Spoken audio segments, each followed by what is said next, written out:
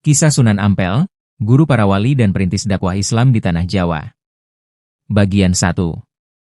Bayangkan sejenak. Pulau Jawa di abad ke-15 adalah tanah penuh kemegahan dan kebudayaan. Kerajaan Majapahit berdiri megah, candi-candi menjulang sebagai saksi bisu peradaban Hindu-Buddha, dan adat istiadat Jawa dijunjung tinggi oleh rakyatnya. Namun, di balik megahnya Majapahit, dunia sedang berubah. Di berbagai belahan Nusantara, mulai muncul cahaya baru, ajaran Islam. Dan perlahan, cahaya itu masuk ke Jawa, tidak dengan pedang, tidak dengan perang, melainkan dengan kelembutan hati seorang ulama besar yang kelak dikenal sebagai Sunan Ampel. Siapa sebenarnya Sunan Ampel? Dari mana asal-usulnya? Bagaimana ia berhasil membuat Islam diterima oleh masyarakat Jawa tanpa pertumpahan darah? Sebelum kita masuk lebih dalam ke kisah yang penuh inspirasi ini, jangan lupa dukung channel ini dengan cara like, share, dan subscribe. Dengan begitu, semakin banyak kisah sejarah Nusantara yang bisa kita gali bersama. Kalau sudah, mari kita mulai perjalanan panjang mengungkap sejarah Raden Rahmat, Sang Sunan Ampel. Bagian 2, Asal-usul Sunan Ampel. Nama asli Sunan Ampel adalah Raden Rahmat. Ia lahir sekitar awal abad ke-15 di wilayah Champa, sebuah kerajaan maritim yang kini masuk wilayah Vietnam bagian selatan. Ayahnya adalah seorang ulama besar keturunan Arab bernama Sayyid Ibrahim Asmarakandi, sementara ibunya adalah putri bangsawan Champa bernama Dewi Chandrawulan. Dari garis ayahnya, Raden Rahmat masih termasuk keturunan Nabi Muhammad SAW, tepatnya melalui jalur Sayyidina Husain bin Ali. Maka sejak kecil, Raden Rahmat tumbuh dalam tradisi keilmuan Islam yang kuat sekaligus memiliki darah bangsawan dari ibunya. Didikan ayahnya membuat Raden Rahmat menguasai dasar-dasar agama sejak dini. Ia tidak hanya belajar membaca Al-Quran, tetapi juga ilmu fikih, akhlak, hingga dasar-dasar tasawuf. Dari ibunya, ia belajar tentang kearifan lokal dan adat budaya Asia Tenggara. Kombinasi inilah yang kelak membuatnya bijak ketika berdakwah di Jawa, kuat dalam ilmu agama, namun lembut dalam menghadapi budaya setempat. Bagian 3, Perjalanan ke Jawa. Ketika beranjak dewasa, Raden Rahmat memutuskan untuk melanjutkan perjalanan hidupnya ke Tanah Jawa. Konon, perjalanan ini juga terkait dengan undangan dari Kerajaan Majapahit, yang pada masa itu masih berkuasa besar. Ada beberapa versi mengenai alasan kedatangannya. 1. Hubungan keluarga. Karena ibunya berasal dari Champa, yang punya hubungan diplomatik dengan Majapahit, maka Raden Rahmat dianggap masih punya ikatan darah dengan bangsawan Jawa. 2. Misi dakwah. Sebagian sejarawan percaya kedatangannya memang murni untuk menyebarkan Islam, melanjutkan misi ayahnya. 3. Undangan khusus. Ada pula cerita bahwa Raja Brawijaya V dari Majapahit mengundangnya untuk memberi nasihat dan bimbingan spiritual di kerajaannya. Apapun alasannya, kedatangan Raden Rahmat di Tanah Jawa adalah titik awal perjalanan dakwah Islam yang sangat bersejarah. Ia kemudian menetap di sebuah daerah bernama Ampel Denta, sebuah kawasan di Surabaya sekarang. Dari sinilah, nama Sunan Ampel kelak lahir. Bagian 4, Dakwah awal di Ampel Denta. Di Ampel Denta, Raden Rahmat mulai mendirikan sebuah pesantren. Inilah salah satu pesantren Islam pertama di Tanah Jawa. Metode dakwahnya sangat berbeda dari cara-cara keras. Ia tidak pernah memaksa siapapun untuk masuk Islam. Sebaliknya, ia menunjukkan keteladanan hidup, sikap jujur, rendah hati, dan selalu menolong orang lain. Pendekatan dakwahnya bisa dirangkum dalam 3 hal.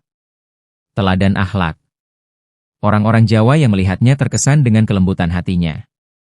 Menghargai tradisi lokal. Alih-alih melarang adat Jawa, ia mengajarkan cara menyelaraskan adat dengan nilai Islam. Pendidikan pesantren. Santri-santri yang belajar di pesantren Ampel Denta kelak menjadi generasi penerus dakwah. Metode ini sangat efektif. Dalam waktu singkat, banyak masyarakat Ampel Denta memeluk Islam. Tidak ada paksaan, semua dengan kerelaan hati. Bagian 5, Sunan Ampel, Guru Para Wali. Keistimewaan Sunan Ampel bukan hanya pada dakwahnya, tetapi juga pada perannya sebagai guru besar. Dari pesantren Ampel Denta, lahirlah banyak ulama besar, termasuk beberapa anggota Wali Songo. Di antaranya, Sunan Giri, Raden Paku, murid sekaligus menantu Sunan Ampel. Sunan Bonang, Raden Mahdum Ibrahim, putra beliau sendiri. Sunan Derajat, Raden Kasim, juga putra beliau. Sunan Kalijaga meski bukan murid langsung, tetapi mendapat banyak pengaruh dari ajaran Sunan Ampel. Karena itu, beliau mendapat julukan Guru Para Wali, sebuah gelar yang menunjukkan betapa besarnya pengaruh beliau dalam melahirkan generasi penyebar Islam di Jawa. Bagian 6. Ajaran dakwah, Moh Limo.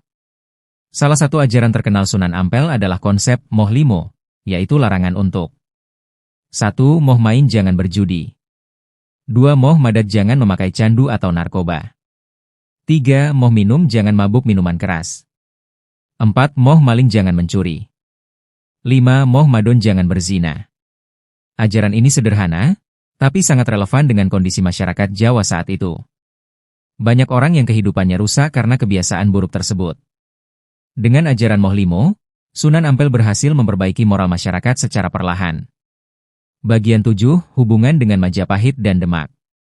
Sunan Ampel memiliki hubungan erat dengan politik Jawa.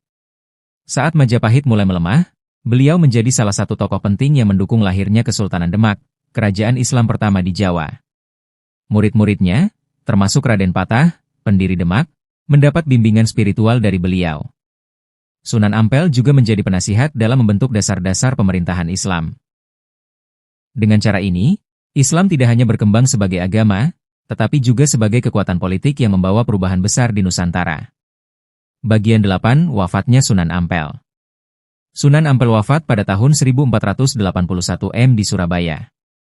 Beliau dimakamkan di Kompleks Makam Sunan Ampel, yang hingga kini menjadi salah satu pusat ziarah terbesar di Indonesia.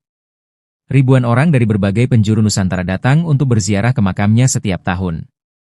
Hal ini menunjukkan betapa besar jasa dan pengaruh beliau bagi penyebaran Islam di Jawa. Bagian 9. Warisan dan pengaruh. Warisan Sunan Ampel sangatlah besar. Pesantren Ampel dan Tacikal bakal tradisi pesantren di Jawa. Generasi Wali Songo murid-muridnya melanjutkan dakwah ke seluruh Nusantara. Ajaran Moh Limo hingga kini masih relevan sebagai pedoman moral. Pendirian Kesultanan Demak tonggak awal berdirinya kerajaan Islam di Jawa. Dengan kata lain, Sunan Ampel bukan hanya tokoh agama, tetapi juga arsitek peradaban Islam di Nusantara. Bagian 10. Penutup dan refleksi.